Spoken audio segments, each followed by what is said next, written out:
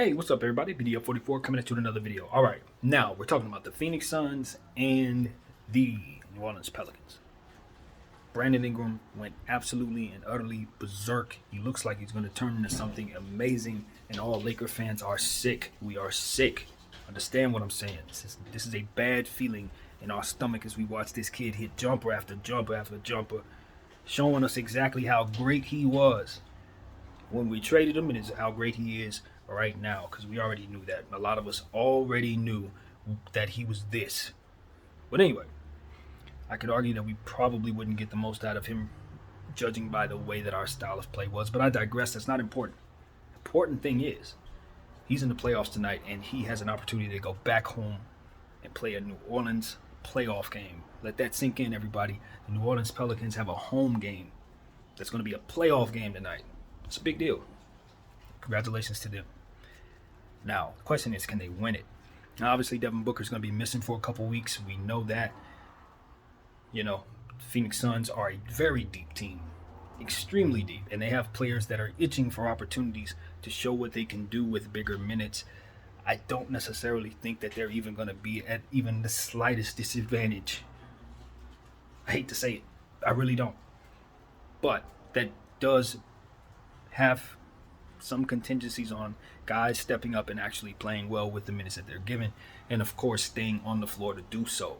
Foul trouble becomes significantly more of a problem for you when you have players being removed from your lineup. So Phoenix is going to have to keep those guys on the floor and hopefully sustain, and not, take on any more injuries. So that's going to be something I'm looking at for the Phoenix Suns. Yes, they're a very deep team, but you don't want to turn into the Nuggets. You do not want to find yourself in a situation like Milwaukee either.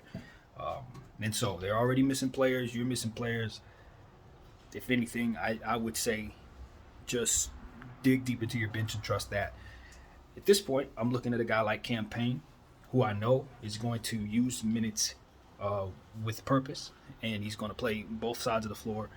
And if his three ball is falling, he's really, really effective.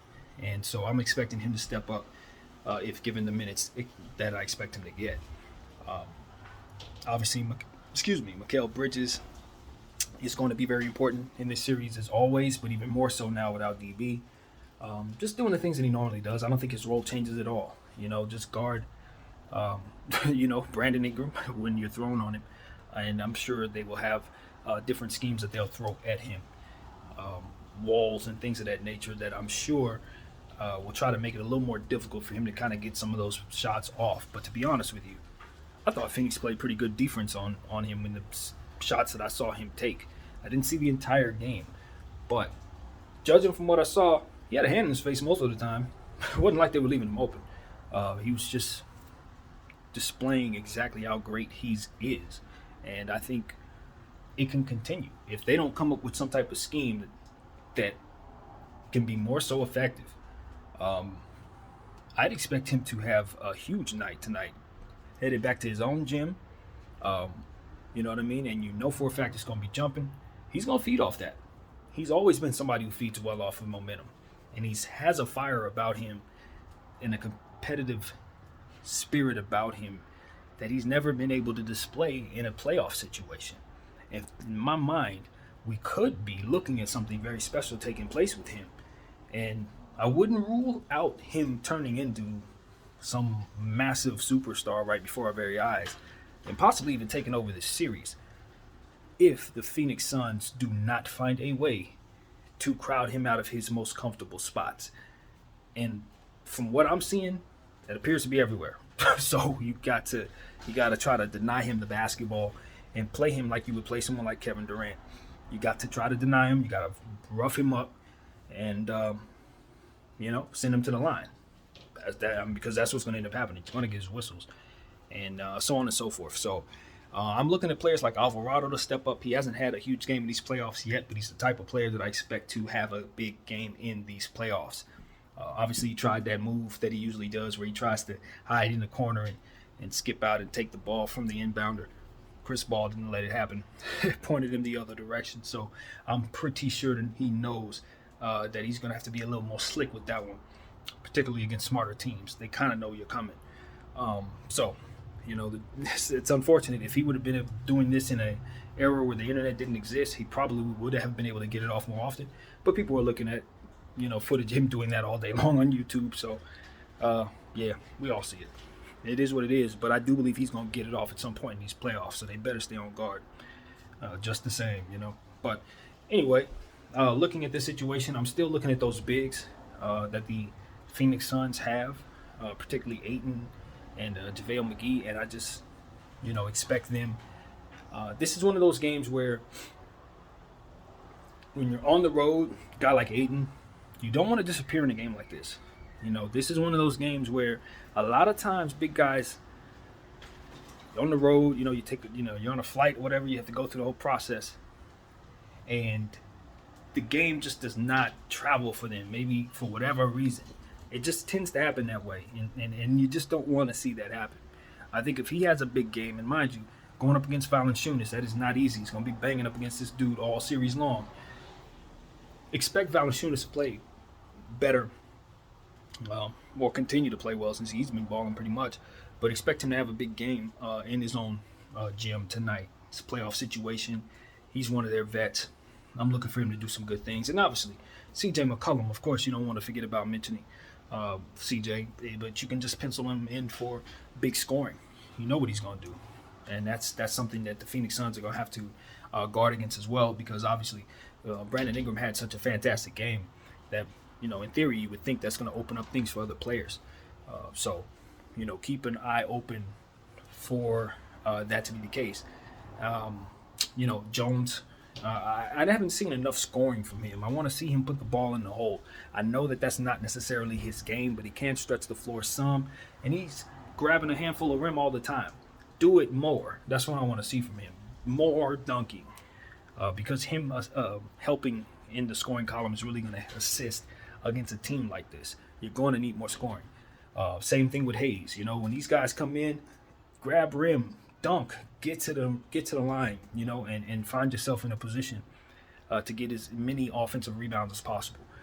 You out rebounding the Phoenix Suns is a tall task, but if you can pull it off, I think it can go a long way in upsetting them. Winning the glass every night against this team. If they can do that, man, this series is going to continue. Trust you me. So, it's a lot to like on both sides, even without Devin Booker. It's plenty. Chris Paul is Chris Paul. He's going to come in. He's going to do what he does. Doesn't matter what it is, where he is. He's going to continue to carve you up. Your best bet is him having an off night, shooting the ball. That's your best bet. If he's not having an off night, he's just going to put up big numbers, assist numbers, whatever. It's going to be the same Hall of Fame numbers at all times. Chris Paul. I expect nothing less. So, with that being said, Game 3, New Orleans, trying to get an understanding of the vibe of what I'm expecting to happen tonight. You got to pay attention to the others if you're Phoenix. Guys like Trey Murphy. Yeah, this is a night, this is the kind of night where a guy like Trey Murphy it can be featured a bit more.